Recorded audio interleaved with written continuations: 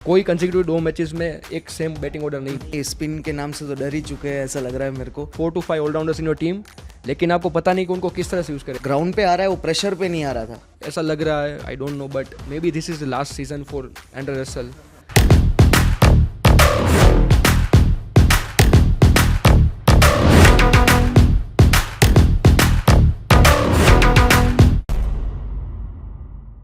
I think दो contrasting team खेल रही थी कि दोनों टीम के टॉप ऑर्डर परफॉर्म कर रहे हैं, बट जीटी का जो टॉप ऑर्डर है उनका इम्पैक्ट ज़्यादा हो रहा है और केकेआर के टॉप ऑर्डर ज़्यादा। लास्ट सीजन भी वही उनका एडवांटेज था कि टॉप ऑर्डर रन्स बना के दे रही थी और फिर सभी थोड़ा थोड़ा फॉलो अप कर रहे थे, पर इस साल वो पॉसिबल ही नहीं हो रहा है। और नारायण की गेम भी लास्ट ईयर जैसी नहीं है। Only I mean like Rahane का समथिंग अराउंड 250-260 है और अंग्रेश का 210 के आसपास है। तो इन दोनों के अलावा मेरे को नहीं लग रहा है कोई बैटिंग में प्रॉपर फॉर्म में है। और पता ही नहीं, स्पिन के नाम से तो डर ही चुके हैं, ऐसा लग रहा है मेरे को कि स्पिन बॉलर आते ही सभी एक दूसरे को स्ट्राइक देना शुरू कर दे रहे हैं। जो पिछले साल से अलग चीज़ हुई है वो है कि पिछले साल उनके पास श्रेयस अय्यर थे, who is really good at playing spin। अगर आप देखो तो किसी भी स्पिनर को वो मतलब सिक्सेस मार सकते हैं। अजिंक्य रहाणे ने श्रेयस अय्यर को रिप्लेस किया है, बट अजिंक्य रहाणे की जो स्ट्राइक रेट है that is below 100 against spin. Pace bowler के सामने वो अच्छा खेलते हैं। हालांकि अगर हम उनकी आप पोजीशन भी देखो, जो जिस तरह से वो स्टांस लेते हैं, पेस बॉलर के सामने वो उनको ज़्यादा एडवांटेज देता है। अगर इस साल आप देखोगे रहाणे की जो बैटिंग स्टांस है वो एकदम क्रीज के अंदर खड़े रहते हैं, so that helps against fast bowler कि वहाँ पे उनको एक आधा सेकंड ज़्यादा मिलता है एंड ज़्यादातर आप देखोगे वो ज़्यादा पावर से हिट कर सकते हैं एंड सिक्सेस लगाते हैं। बट प्रॉब्लम वही आ रहा है कि जब स्पिन आता है तो उनकी स्ट्राइक रेट ड्रास्टिकली डिक्रीज हो जाती है। एंड एक्चुअली मेरे को ये फील हो रहा है कि लास्ट सीजन क्या था कि एक बूस्ट मिल जा रहा था उनको स्टार्टिंग में, कि जो ओपनिंग बैट्समैन थे वो इतना अच्छा स्कोर कर देते थे, तो जो भी ग्राउंड पे आ रहा है वो प्रेशर पे नहीं आ रहा था। मतलब सुनील नारायण जब गौतम गंभीर साथ होते हैं तो अलग ही सुनील नारायण होते हैं। मे बी उनका जो बैटिंग पार्टनर है वो आई थिंक क्विंटन डिकॉक ने एक नॉक खेला था 97 का, उसके बाद तो हमने इसके बारे में पहले भी बात की थी कि मतलब 3 ओवरसीज प्लेयर से खेलो, आप लवनीत सिसोदिया को ट्राई करो या रिंकू को ओपनिंग करा दो, और उसकी जगह 3 जो ये बहुत बड़ा स्टेटमेंट है, बट रिंकू सिंह को ओपनिंग करवाना मतलब कोई पावर हिटर से जो मतलब नारायण को भी मैच कर सके, वेंकी से करा दो ओपनिंग। चलो ऐसा first 6 overs are more easier than the middle overs I guess, और उस टाइम पे जो मोमेंटम मिलेगा ना तो फिर वो आगे ऑटोमेटिक गेम।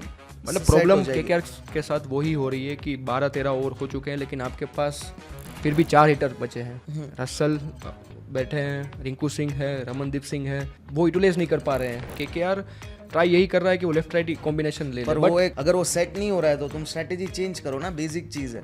सेकंड रीजन जो हमने बात की कि काफ़ी बैटिंग ऑर्डर में काफ़ी चेंजेस आ रहे हैं। मतलब कोई कंसेक्यूटिव 2 मैचेस में एक सेम बैटिंग ऑर्डर नहीं है। एग्जैक्टली वो लेफ्टी राइटी को बहुत सीरियसली ले लिया, वो मेरे को ऐसा लग रहा है। एंड मे बी इस वजह से शायद अजिंक्य रहाणे की कैप्टनसी पे भी थोड़े बहुत सवाल उठेंगे। I don't think so that would be an issue, क्योंकि वो ही अकेले रन मार रहे हैं, तो अभी क्या सवाल उठाएंगे। रन्स बनाना अलग चीज़ है, कैप्टनसी में ये जो डिसीजन है वो उनका ही होगा। आप अगर उनकी कैप्टनशिप देखोगे तो स्मैट में उन्होंने जिताया है। तो मैं ये कह रहा हूँ कि केकेआर में it was never always about captain is the person who decides कौन आ रहा है कौन जा रहा है। वो क्यूमुलेटिवली पूरा वो मेंटर का टीम और कैप्टन सभी का मिलके एक डिसीजन होता है। बट जिस तरह से केकेआर जा रही है आई थिंक वो हाँ, तो वो चीज़ यही बता रही है दैट गौतम गंभीर एंड श्रेयस अय्यर का जो कॉम्बिनेशन था, अभिषेक नायर भी थे, ये जो 3-4 अभी आए अभिषेक नायर, होपफुली कुछ अच्छा होगा बैटिंग में, क्योंकि आई गेस बैटिंग कोच के तो उस वे से ही आए होंगे। I don't think so he will be assistant coach right now.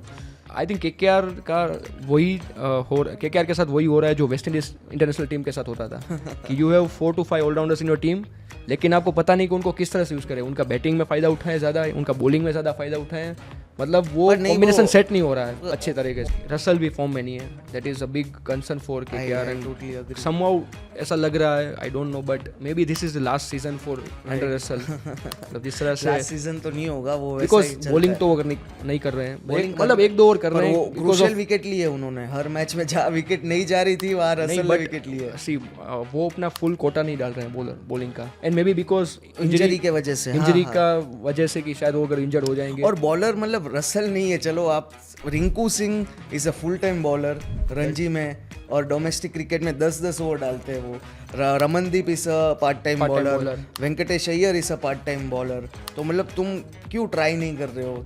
मेरे को वही नहीं समझ में आ रहा है। तो मतलब IPL शुरू होने से पहले हमारी बात हुई थी, तब मैंने कहा था दैट KKR इस सीज़न 8, 9 या 10 पोजीशन पे एंड करेगी इस सीज़न को। एंड आई थिंक ये वो इस तरह से मतलब KKR उसी डायरेक्शन में जा रहा है। कोई नहीं, and maybe I will be right. पहले strategically they are I agree कि भाई बहुत पुअर परफॉर्मेंस है। और मैं वो जो 2 मैच क्लोज वाले हारे थे ना, वो उसमें मोरल डाउन हो गया होगा मैक्सिमम। तो मेरे को यही लग रहा है बॉलर्स कितने में जिताएंगे? बैट्समैन को मतलब आगे आना पड़ेगा।